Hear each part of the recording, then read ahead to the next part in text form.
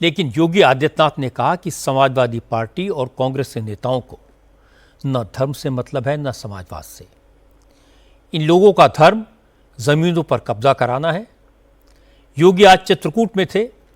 उन्होंने कामदगिरी की पंचकोसी परिक्रमा की। योगी नंगे पांव 5 किलोमीटर पैदल चले, भगवान राम से जुड़े 30 स्थलों को देखा, जगह जगह रुककर विधि विधान से पूजन किया और फिर भगवान कामतानाथ जी की महाआरती में शामिल हुए, संत महंतों का आशीर्वाद लिया। इसके बाद योगी ने एक जनसभा की और समाजवादी पार्टी और कांग्रेस पर हमला किया। योगी ने कहा कि समाजवादी पार्टी सरकार में आती है तो वोट बैंक के तुष्टीकरण में जुट जाती है।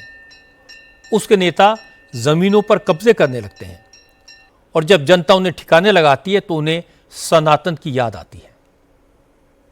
चित्रकूट और बुंदेलखंड की स्मृतियों में प्रभु श्री राम की स्मृतियां किस रूप में हैं, यहां के नौजवानों के मन में, यहां की बहनों और बेटियों के मन में, यहां के अन्नदाता किसानों के मन में प्रभु राम के प्रति श्रद्धा का यह भाव हम सब के लिए एक नई प्रेरणा होती है।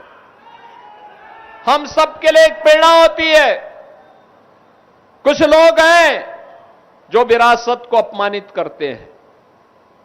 कुछ लोगों ने हिंदू परंपरा और सनातन को अपमानित करना, सनातन परंपरा को कोसना ही अपना जीवन का एकमात्र ध्येय बनाया है। वे लोग भारत को वैभवशाली और विकसित भारत के रूप में देखना पसंद नहीं करते। उन्हें अयोध्या में भगवान राम को भव्य मंदिर अच्छा नहीं लगता। उन्हें काशी में काशी विश्वनाथ धाम अच्छा नहीं लगता। उन्हें मिर्जापुर में मां विंध्यवासिनी का यह भव्य धाम अच्छा नहीं लगता। उन्हें चित्रकूट धाम के कार्यों के लिए और उसकी सजावट के लिए किए जाने वाले प्रयास अच्छे नहीं लगते और उनको मंदिरों के सुंदरीकरण और विकास के लिए किए जाने वाले प्रयास भी अच्छे नहीं लगते। याद करिए, हम विरासत का संरक्षण करने के लिए जो पैसा आज हमारे जनप्रतिनिधिगण मंदिरों के सुंदरीकरण के कार्य के लिए प्रदान करते हैं, ये पैसा समाजवादी पार्टी, पैसा तो आपका, अंतर यही है, बीजेपी की सरकार आई तो अब पैसा मंदिरों के विकास के लिए, धामों के सुंदरीकरण में खर्च हो रहा है और समाजवादी पार्टी के समय वही पैसा कब्रिस्तान की बाउंड्री वॉल के लिए चला जाता था। उनको कब्रिस्तान प्यारा है, इसलिए वे राम मंदिर और काशी विश्वनाथ धाम और मां विंध्यवासिनी धाम और नैमिषारण्य और चित्रकूट धाम के विकास का विरोध करते हैं।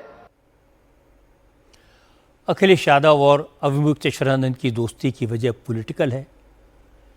दोनों योगी आदित्यनाथ के राजनीतिक राइवल हैं और यह सही है कि राम मंदिर में चोरी से इन दोनों को पका पकाया मुद्दा मिल गया है और चाहे अखिलेश यादव हो या अविमुक्तेश्वरानंद, दोनों को पूरा हक है इस इशू पर योगी की घेराबंदी करें, इसे इशू बनाएं।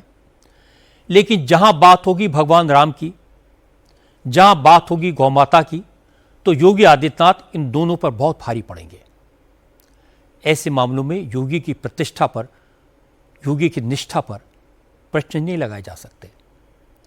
सिर्फ देश में नहीं, पूरी दुनिया में हिंदू समाज ये मानता है कि योगी आदित्यनाथ उससे संरक्षक हैं। लोग योगी की सनातन के प्रति निष्ठा के कायल हैं और ये योगी की बड़ी ताकत है।